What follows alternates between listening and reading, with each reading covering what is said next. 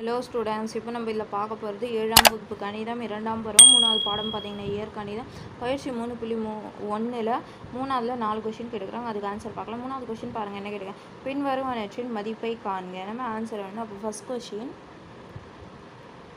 2 அடுக்கு 6னா 2 வந்து 6 முறை போடணும். அப்போ 2 பெருக்கல் 2 பெருக்கல் 2 பெருக்கல் 2 பெருக்கல் 2 பெருக்கல் 2.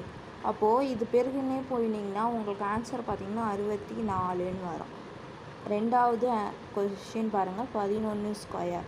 அப்போ 11 2 முறை போடணும். அப்போ 11 பெருக்கால் 11. அப்போ இது பெருக்குனிங்கன்னா 121ன்னு வரும் உங்களுக்கு ஆன்சர். அடுத்தது 3வது கொஷின் 5 அடுக்கு 4.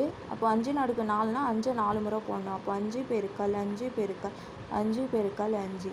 அப்போ 5 நீங்கள் 4 முறை பெருக்குனிங்கன்னா 625ன்னு வரும்.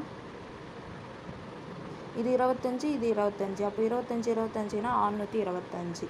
அதுக்கப்புறம் 4வது கொஷின் 9 கியூபு. அப்போது 9 3 முறை போடணும். அப்போ 9 பெருக்கால் 9 பெருக்கால் 9.